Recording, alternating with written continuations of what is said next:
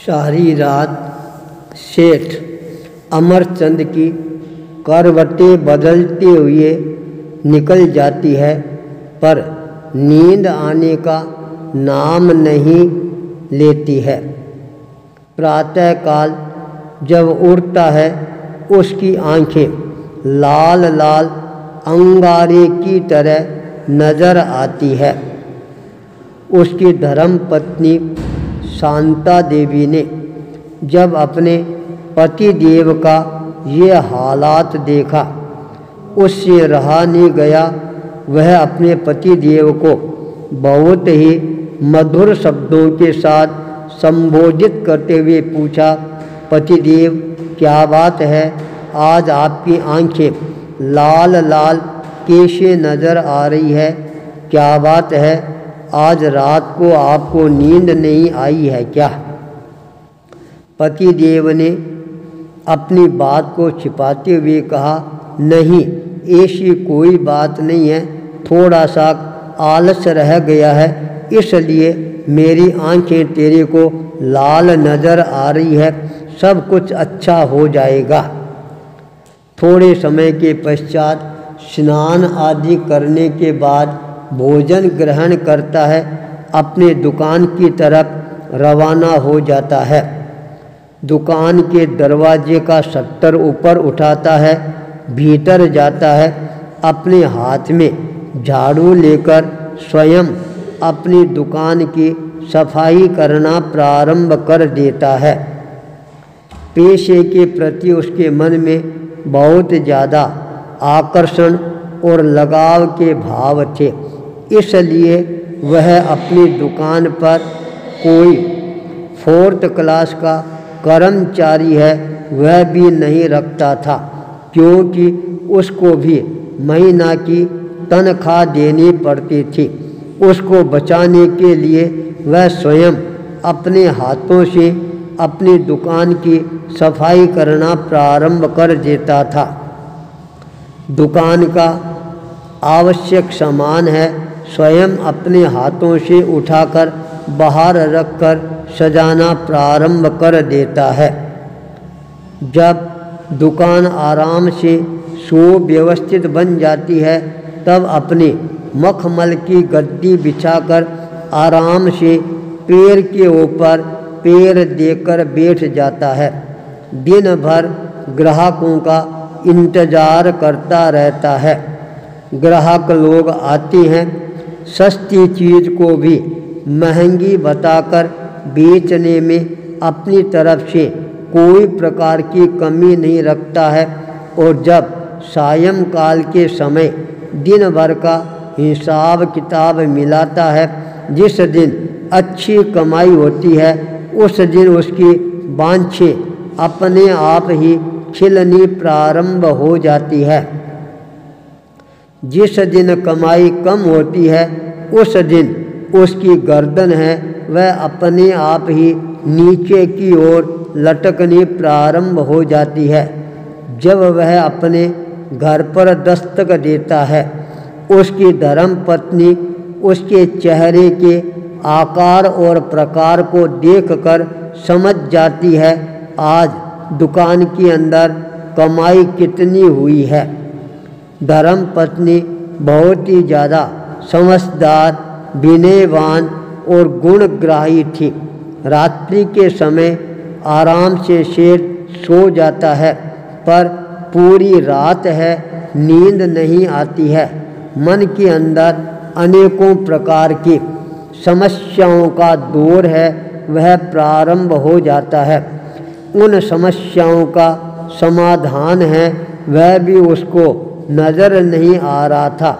समस्या के मक्कड़ जाल में इतना ज़्यादा उलझ जाता है, सारी रात पूरी हो जाती है।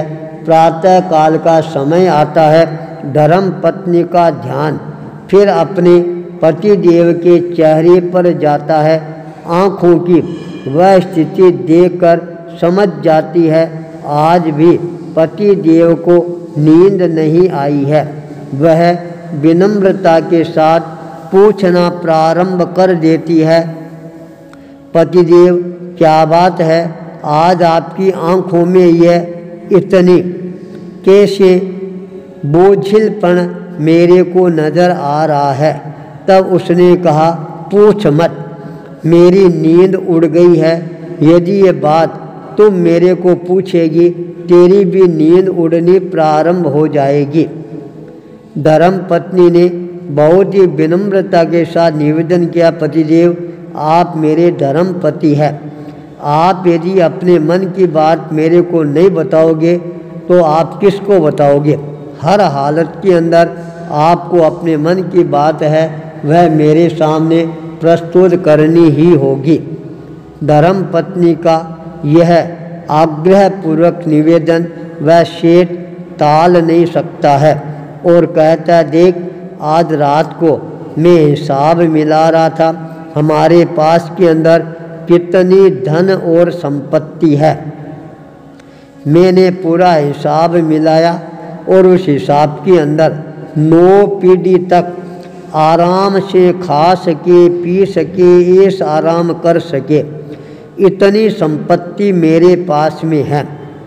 पर यदि 10वीं पीढ़ी ने जन्म ले लिया तो उनका खान पान लालन पालन कैसे होगा, यह मेरे मन के अंदर चिंता सता रही है। इसलिए रात की नींद है वह उड़ गई है।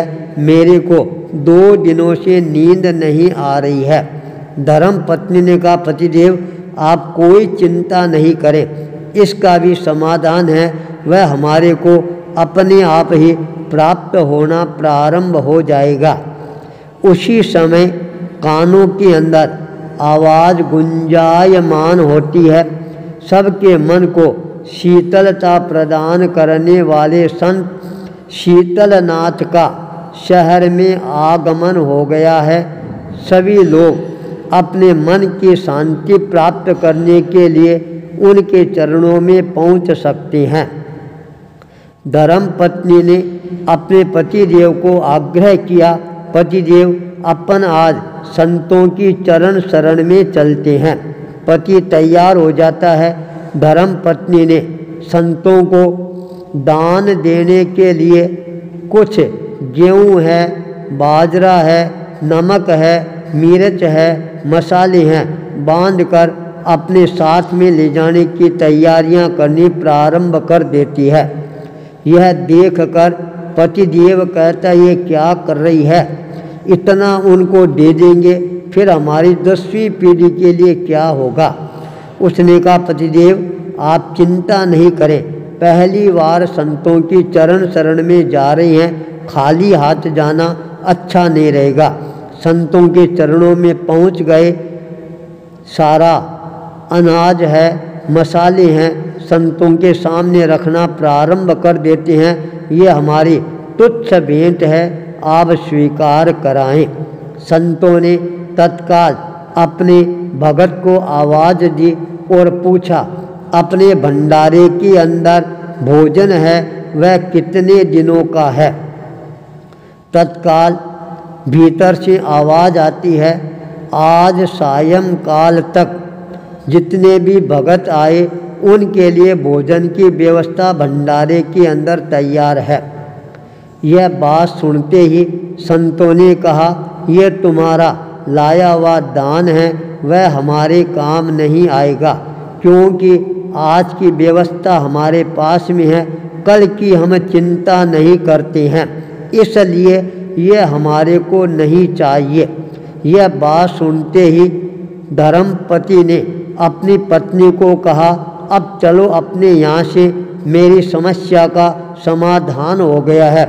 जो व्यक्ति कल की चिंता नहीं करता है वही व्यक्ति आराम से निद्रा देवी की गोद के अंदर सो सकता है, और जो कल की चिंता करता है वह कभी भी अपने जीवन के अंदर अमन चैन के साथ में सो नहीं सकता है। संत लोग कल की चिंता नहीं करते हैं और मैं 9 पीढ़ी के बाद की चिंता करता हूँ, यह मेरे लिए बहुत ही शर्मसार करने वाली बात बन गई है।